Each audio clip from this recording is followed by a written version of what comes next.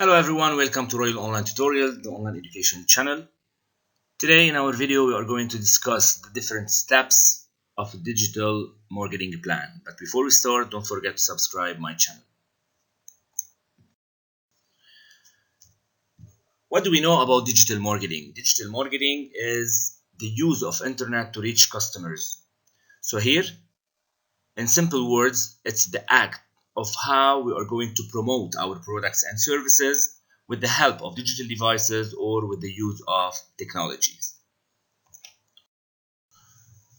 What are the different steps to build a digital marketing plan? Working in any company, first we should define what's our vision and what's our mission. So we should establish the long-term goals and the short-term goals. So defining the business goals and objectives is very crucial. So it allows us to know where we are going, what we are going to reach, what kind of objectives we are going to accomplish, so we can set up the right strategy in order to reach our goals and objectives. The second step is to translate the business goals into online goals. So how to translate business goals into online goals? The first step is to determine who you are. You should have like a baseline measurement, so you will be able to know from where you are starting. You may use a baseline measurement in order to measure if you're succeeding or failing. We can take an example here.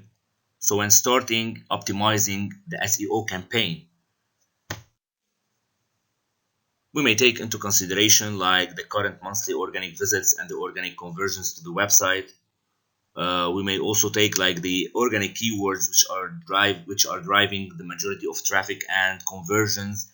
We may also take like the impact of organic search on pay-per-click, email, display, and other marketing campaign. The second step is to determine the problems that need to be addressed. And here we should determine which part of the business is underperforming and why. For which reasons? How we can do it? By analyzing the marketing channels, by comparing the past performance of the marketing channel with its present performance, by doing a competitive analysis so we can determine the missed opportunities. The third step, we should determine the requirements to solve the problems, like having a well-defined strategy. Sometimes you may need a set of tasks in order to solve the specific problem. The expertise, the level of experience is very essential for you to solve the problem. Having access on tools and support needed to solve the problem. You should know what to measure and how, which is dependent on your goal. You should define very well the formula of how you are going to succeed or to fail. Without defining success and failure, you can't measure the performance of your marketing efforts and get optimum results. The deadline is also very important, like the estimated completion of the time. You should define it and define also the cost, how much it's going to cost you in order to implement the strategy. Once you will determine the requirements, so you will be able to move to the next step in order to determine what are the barriers to propose solution. And here we can say like the barriers are approximately the opposite of the requirements, like lack of experience, being outside the area of the responsibility.